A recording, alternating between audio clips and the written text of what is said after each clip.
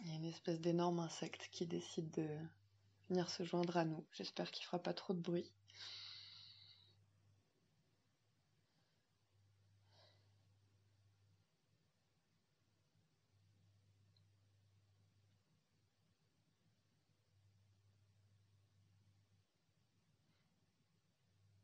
Juste prendre le temps de sentir comment c'est d'arriver dans cette pratique, dans ce moment, comment c'est d'être là.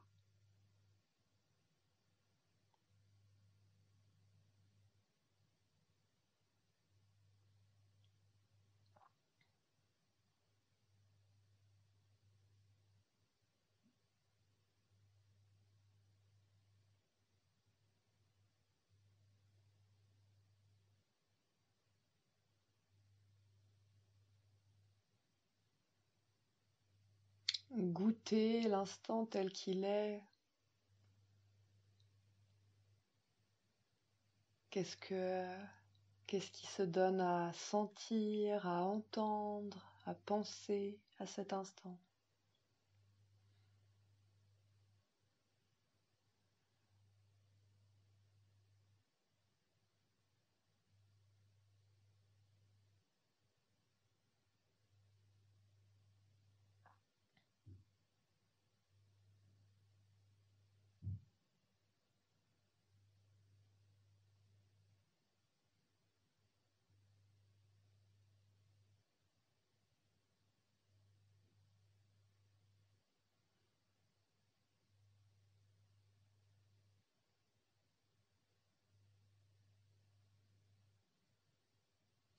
Peut-être que je peux prendre quelques instants pour sentir quelle est l'expérience et puis voir dans ce qui a été vécu dans la journée, peut-être ce qui a conditionné ou contribué à conditionner l'expérience telle qu'elle est maintenant.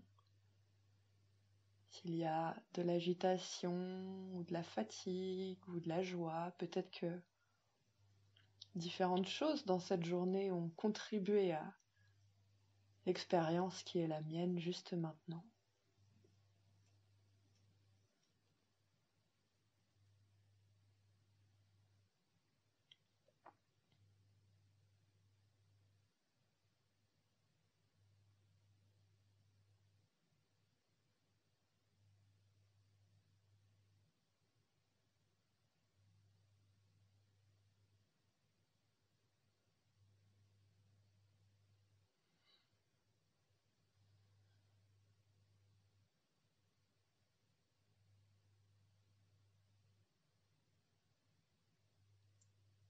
Comment est le corps?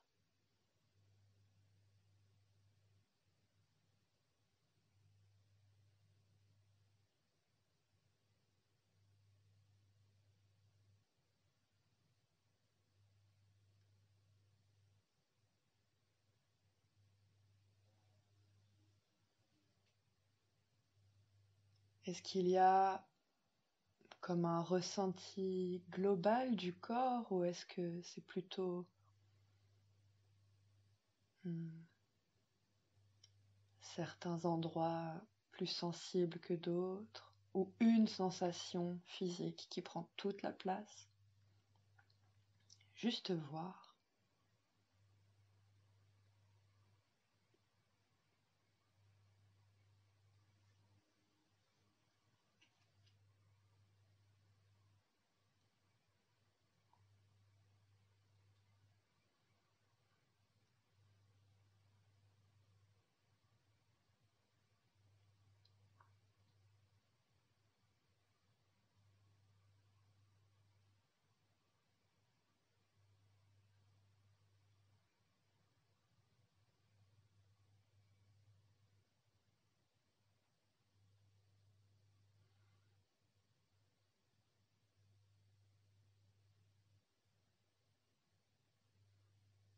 Et puis quel est l'état du cœur qu'on pourrait appeler l'état émotionnel?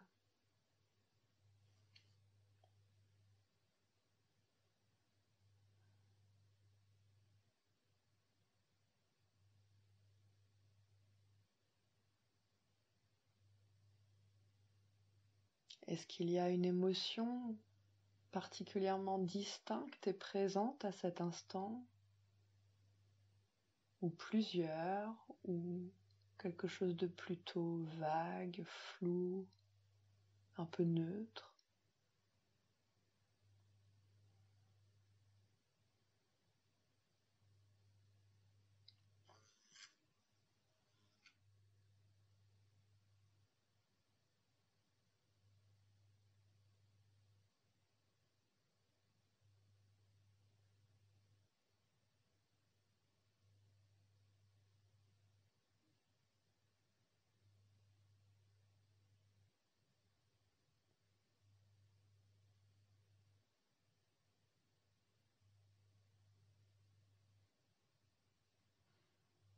Et puis, quel est l'état du mental?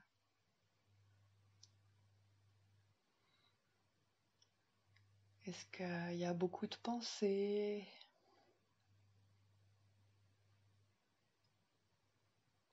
Est-ce qu'il y a beaucoup d'identification à ces pensées? Est-ce que j'y crois?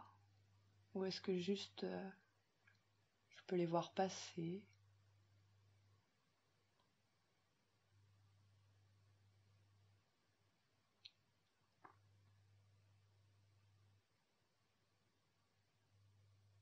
Est-ce qu'il y a de l'agitation mentale ou au contraire une sorte d'état un peu brumeux, un peu confus?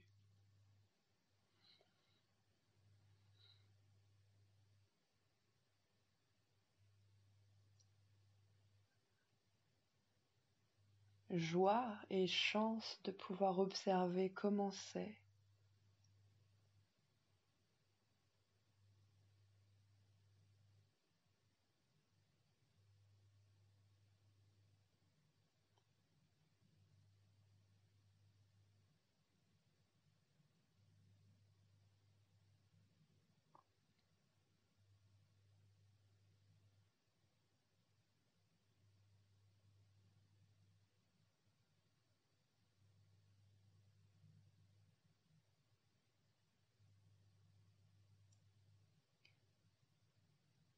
Et à nouveau, si c'est possible, le corps.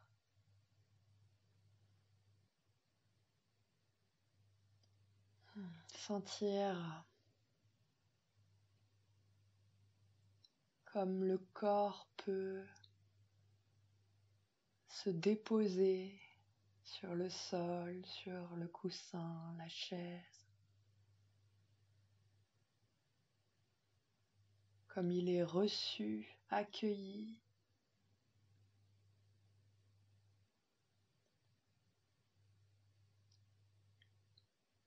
comme il peut se reposer sur lui-même.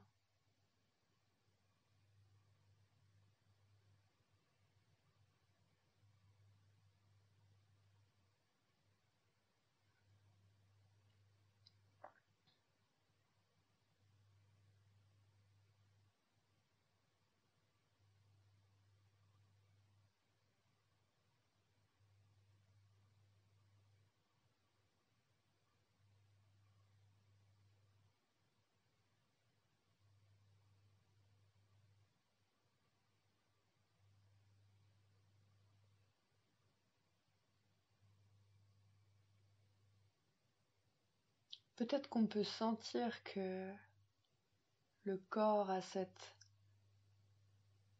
capacité d'accueil des tensions, des douleurs, cette capacité non jugeante. C'est le mental qui vient crisper, qui vient se crisper.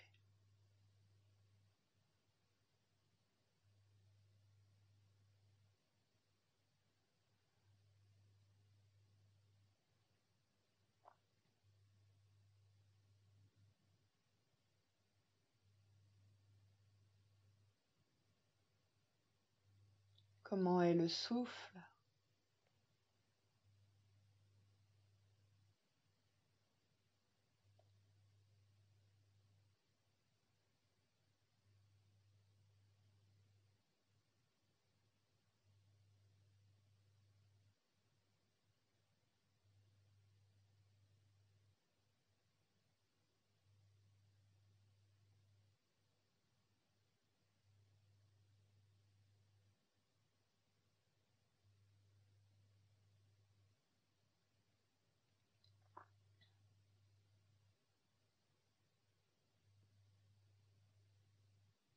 De quelle sensation corporelle suis-je consciente à cet instant?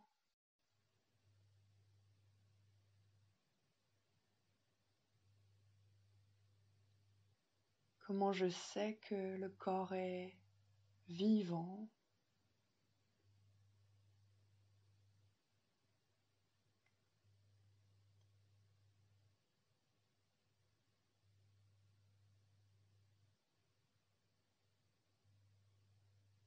Peut-être le pouls, peut-être de légers balancements pour maintenir l'équilibre.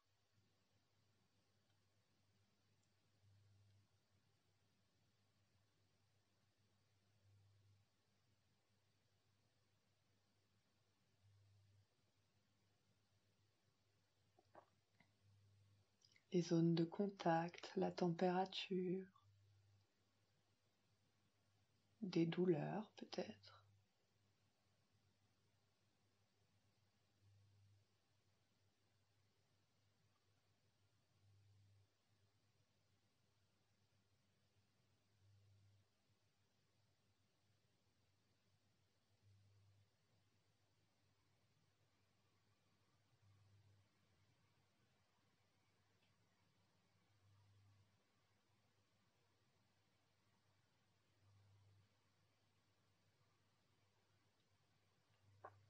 Et juste très simplement, et c'est pas si simple en réalité, essayez de demeurer là, avec le corps, avec le souffle.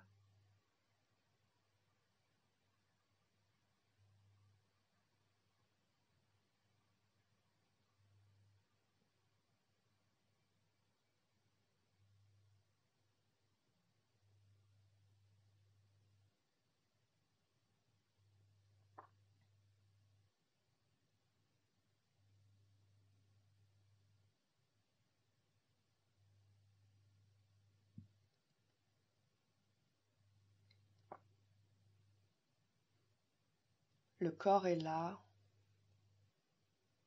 le souffle est là, et je le sais, c'est tout, rien de plus.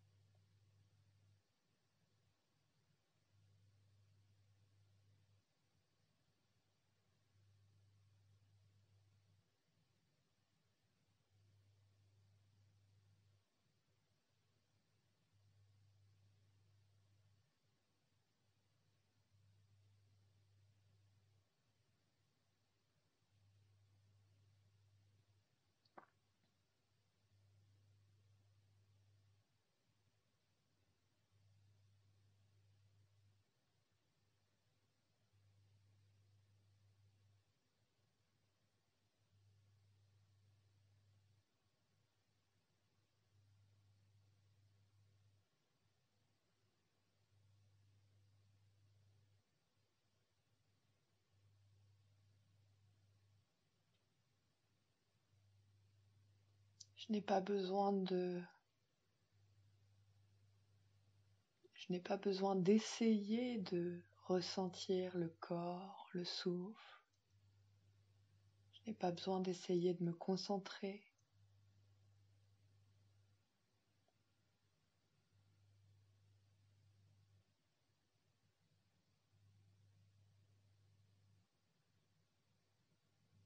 Je n'ai pas besoin de penser au corps et au souffle.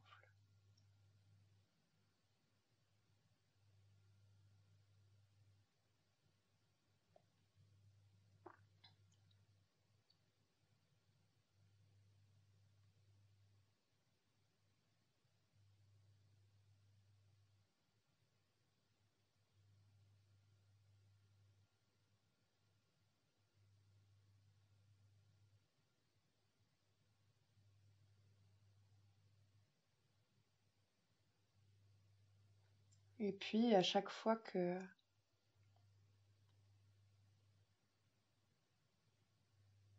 j'observe une absence, que l'attention a été happée par une pensée, une caravane de pensées, un son, un état.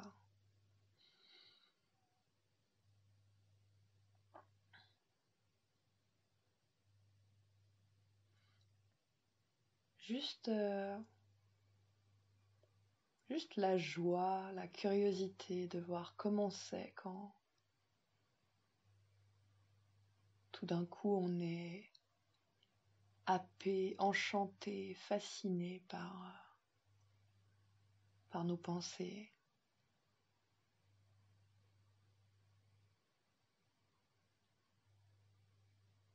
Voir ça, voir, ah là j'étais complètement hypnotisée. Et à nouveau, il y a le corps, il y a la respiration.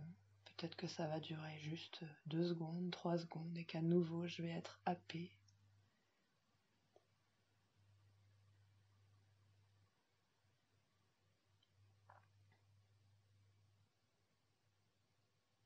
La seule chose à faire, c'est voir.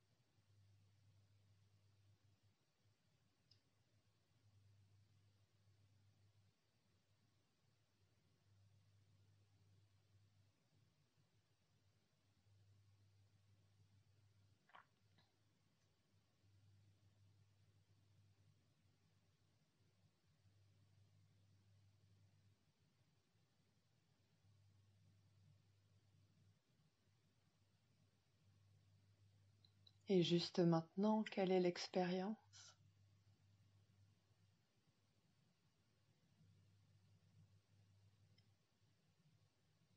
Est-ce qu'il y a du jugement, l'impression de s'être trompé? Au contraire, une forme de fierté, ah, j'étais là.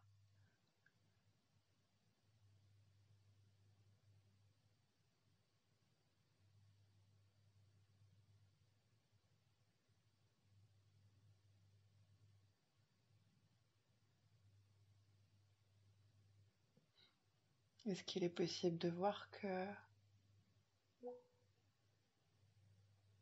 ce que je ressens à cet instant, ce que j'expérimente à cet instant, est exactement, parfaitement ce dont j'ai besoin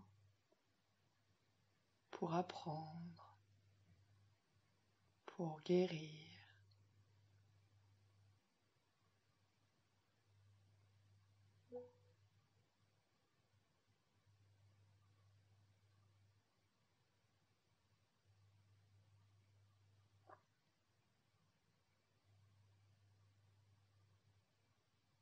Même si c'est pas ce que j'idéalisais, ce dont je rêvais, ce que je voulais.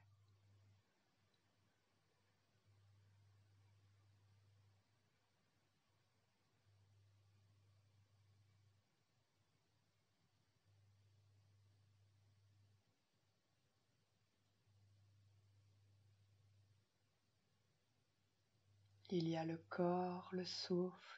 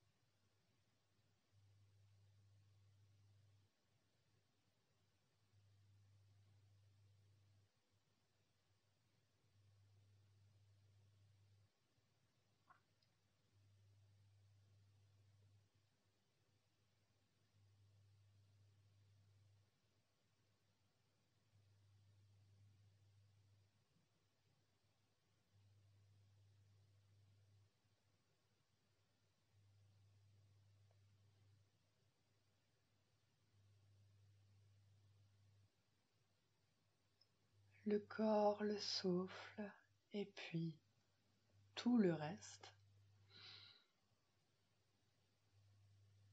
Et simplement, pour les 5 dernières minutes de cette assise,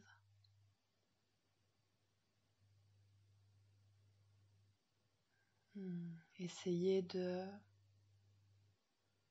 ou ne rien essayer d'ailleurs, mais si on le souhaite, essayer de juste voir comment c'est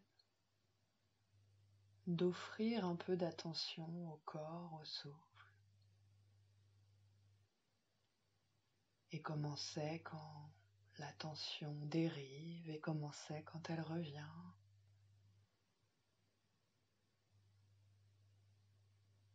Rien à réussir,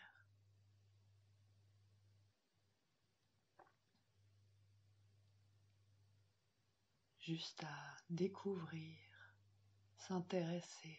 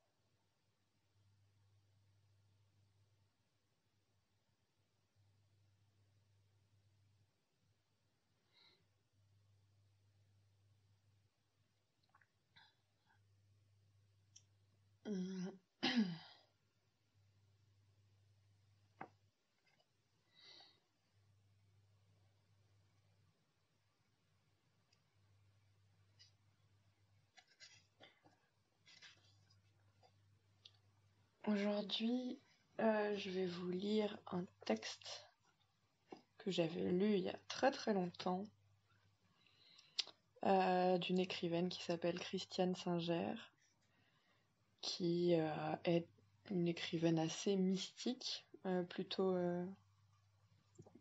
dont l'aspiration spirituelle est plutôt liée au christianisme.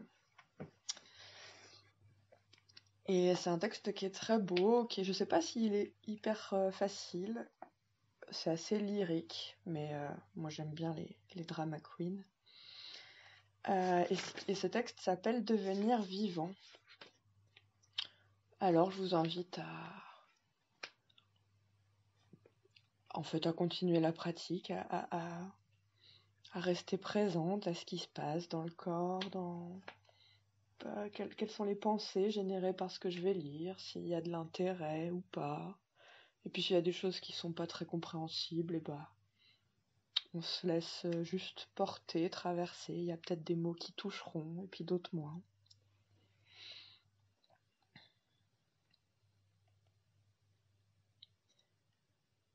Opaque. Nous sommes opaques de tant d'identités superposées, entravées, encombrées, tous le fruit de quiproquos divers. L'un me prend pour sa fille, l'autre pour sa sœur, le troisième pour sa collaboratrice, etc. Et dans tout cela, où est l'espace vide pour sa présence ? Regardez-moi donc, regardez comme je suis chargée, toutes ces personnalités installées sur mes épaules. Mon papa, ma maman, mon grand-papa, ma grand-maman, mon institutrice, mon mari, mon patron, etc. Et tous si bien installés. Et je ne bouge surtout pas car ils pourraient glisser. Les vieilles personnes ont les os friables. Aussi, je ne suis pas très souple dans la nuque. Mais si vous avez un moment, je peux vous montrer ce que je transporte dans les valises que vous voyez là et les porte-documents que je serre sous mes bras. Ce sont mes certificats de naissance, de vaccination, de pédigré, de naturalisation, dûment authentifiés et légalisés, mes certificats prénuptiaux, titres justificatifs et attestations diverses, contrats d'assurance et références de tous mes employeurs. Et avec tout ça, il faut se déplacer. Vous parlez d'un déménagement. Il faut aller du point A au point B, de la naissance au trépas. Urgence de la question. Mais qu'est-ce que je transporte là ? Dans n'importe quel aéroport, nous sommes mis en garde par un panneau. Attention, ne transportez pas des bagages qui vous ont été confiés par des étrangers, et vérifiez si des paquets inconnus n'ont pas été glissés dans vos valises. Et nous, que faisons-nous à transporter toute une vie, mulets que nous sommes, tous les ballots tant de notre lignée que de notre classe sociale, contenus idéologiques, jugements de toutes sortes, règles de comportement les plus dégradées du genre Tout le monde le fait, je ne vois pas pourquoi moi, etc. Que faire de tout cela? Je m'empresse de dire que ce n'est là ni un conseil, ni un mode de conduite que je vais donner, ni une théorie dont j'aurai demain à rougir. Je tente seulement d'exprimer une dynamique de transformation. Car il ne s'agit pas, bien sûr, de tout larguer, d'abandonner époux, enfants, métier, etc., sous prétexte que je suis trop chargée pour avancer. Mais je peux choisir de vivre ce que je vis dans une perspective qui va tout changer. À la remarque d'une participante, plus je pratique le zen, plus je sens que je vais devoir tout changer dans ma vie, Richard Baker Roshi, héritier d'Arma de Suzuki Roshi, répondit « Laissez-moi prendre un exemple. J'imagine que vous êtes vendeuse chez McDonald's. » L'exemple était malicieux, cette dame donnait plutôt l'impression d'être secrétaire de direction. « Et que vous êtes végétarienne. Imaginez alors la torture qui est la vôtre à chaque instant. Vous suffoquez au milieu des steaks hachés.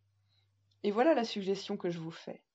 À partir de cet instant, de chaque steak haché, vous faites une offrande. Chaque fois que vous le présentez au client, vous le lui offrez de tout votre cœur comme quelque chose de très précieux. Vous vous offrez tout entière dans chacun de vos gestes. Imaginez avec quelle richesse vous termineriez une journée passée dans la lumière du don. Prêtresse chez McDonald's. Il y a toujours au moins deux manières de vivre dans la prison ontologique où la vie nous place. Soit dans l'enfermement, soit dans le dépassement. Non, il n'est pas toujours utile de quitter ce que nous croyons devoir quitter, car nous ne faisons alors le plus souvent que sécréter un peu plus loin la même enclave, le même époux, la même épouse. Alors pourquoi devenir vivant? Ne le sommes-nous pas? Amis, il y a une chose que nous oublions souvent, et c'est pourquoi nous sommes des zombies sur cette terre, c'est que devenir vivant nécessite notre accord. Même un regard aimant, même un instant de grâce, même ce présent qui se laisse à chaque instant célébrer, ne suffisent pas. Naître a pu se passer de notre accord. Naître ne fait que créer les conditions maximales pour me faire venir au monde. Encore faut-il que j'accepte cette invitation à naître, que je sorte, que je surgisse. Pour exister, il faut sortir, sortir de l'ombre. Il y a dans l'enfer de Dante une espèce de monstre dont le ventre béant reste ouvert et où les petits reviennent se réfugier au moindre bruit. N'est-ce pas là le ventre béant de nos habitudes, de nos manières d'être, de nos veuleries, où nous revenons sans cesse nous mettre à l'abri, faute d'oser nous décider de naître? Pour exister, il faut sortir de l'ombre, faire un pas hors de l'ombre. Sans cet élan vers, il n'y a pas d'existence.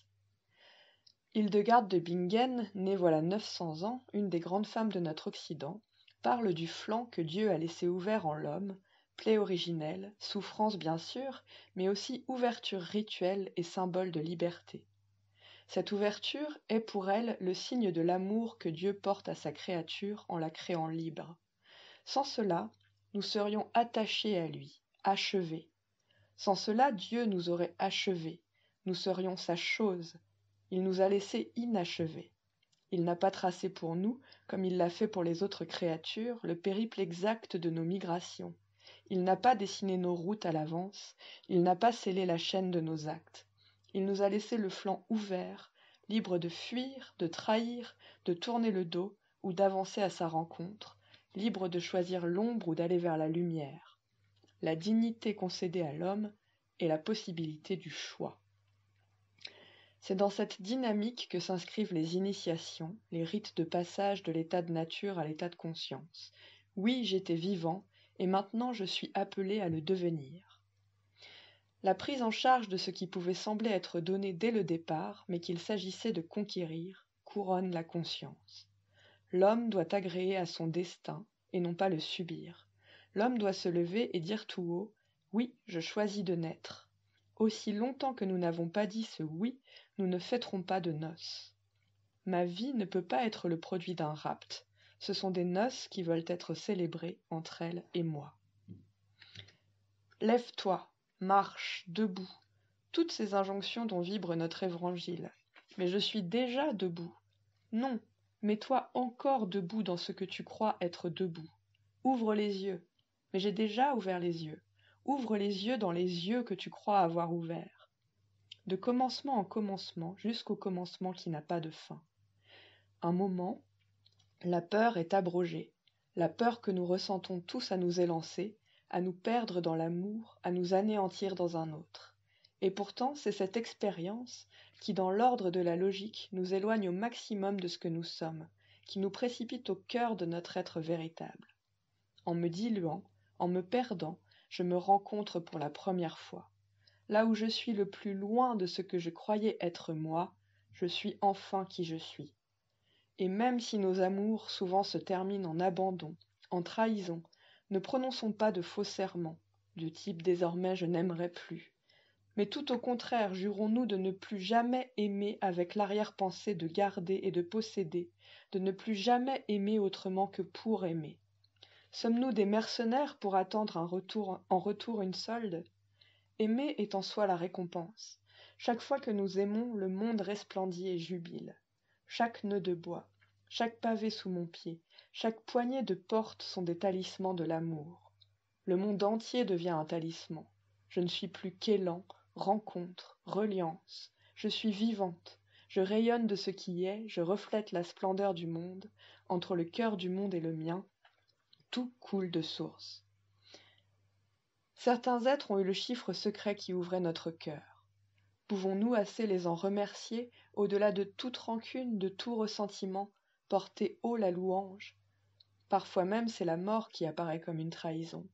Une amie qui perdit dans un accident son mari et ses 2 enfants racontait que, après 7 ans de désespoir et de lamentation, elle se réveilla un matin avec cette phrase. « Voilà 7 ans que tu te plains de leur départ, mais quand as-tu remercié pour les 14 années de leur présence ?» Ce n'est pas la réalisation de nos souhaits et de nos attentes qui nous rend vivants, c'est, au-delà de la joie et de la détresse que nous rencontrons, notre capacité à louer.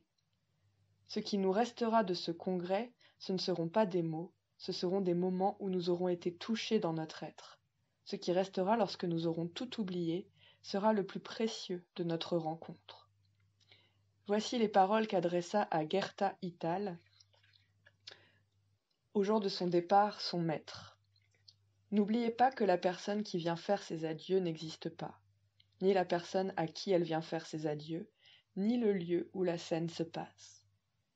Aujourd'hui encore, quand je répète lentement cette phrase, j'ai dans le dos ce frisson en aigrette dont parle André Breton.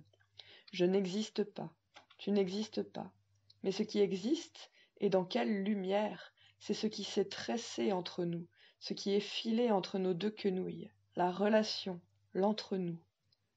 Lorsque je comprends que tout ce qui détermine mon existence, nos valises de tout à l'heure, définit l'exact périmètre de ce qui n'est pas important, et que tout ce qui me relie à la création est le vivant, alors seulement la bonne existence peut commencer.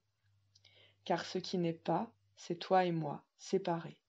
Et ce qui est, c'est tout ce qui nous relie, tout le champ fluctuant entre nos consciences, cette intensité, cette immensité que nous partageons, cette immensité tendue comme une vaste voilure entre Dieu, les choses et les êtres. À quel rivage veux-tu atteindre, ô mon cœur? Réveille-toi. Ce qui n'est pas, c'est l'océan et la terre, séparés. Mais ce qui est, c'est la grève où ils se rencontrent, les tapis de sable qui roulent et déroulent sans se lasser de leurs vagues, l'espace de leur jeu violent et doux. Ce qui n'est pas, c'est le pêcheur et sa barque, séparés. Mais ce qui est, c'est la partance et le désir et le vent qui ensemble les font voguer. Les entités, les choses, les êtres n'existent pas. Ce qui existe, c'est le souffle qui les mêle et les soulève. La description du réel dans notre société est exactement l'inverse. N'existent que les choses et les êtres séparés, empaquetés sous vide et cellophane. Bien sûr, puisqu'il s'agit de vendre le plus de choses possible au plus d'êtres séparés et d'entretenir l'illusion de la séparation et du manque. En devenant vivants, nous opérons la révolution la plus radicale qui soit. Nous rendons à Dieu ce qui est à Dieu et à César sa pièce de monnaie et la monnaie de sa pièce. Et dans cette vacuité de l'entre-deux, notre vie se déploie. Lorsque la grande vie a place en moi et que je participe de l'infini, dont j'ai surgi pour y retourner, alors ma vie devient une chance de plus que la vie se donne pour fleurir. Alors, et sans qu'il soit besoin de devenir autre chose que ce que je suis déjà, tout est transformé.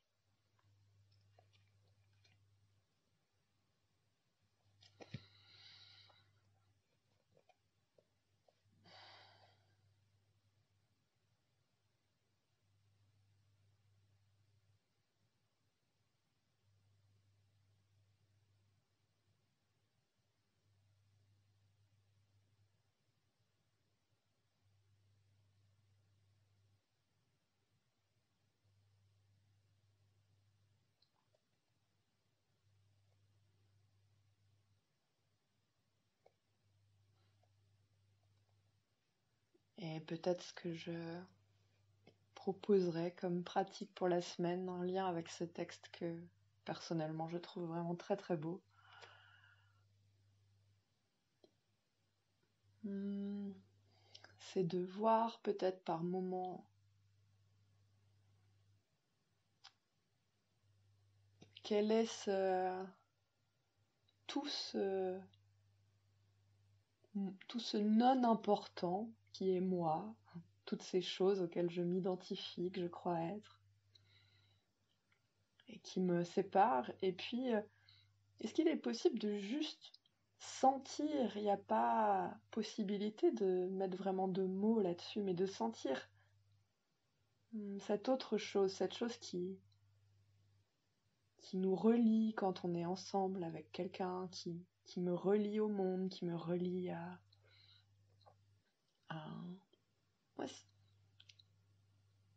on peut pas mettre de mots, mais est-ce qu'on peut sentir ou pressentir intuitivement cette chose indicible qui nous relie et qui n'est pas tout ce non important de nos bagages et pas simple. Pas simple, mais je pense que d'une manière ou d'une autre, on voit tous de quoi il est question.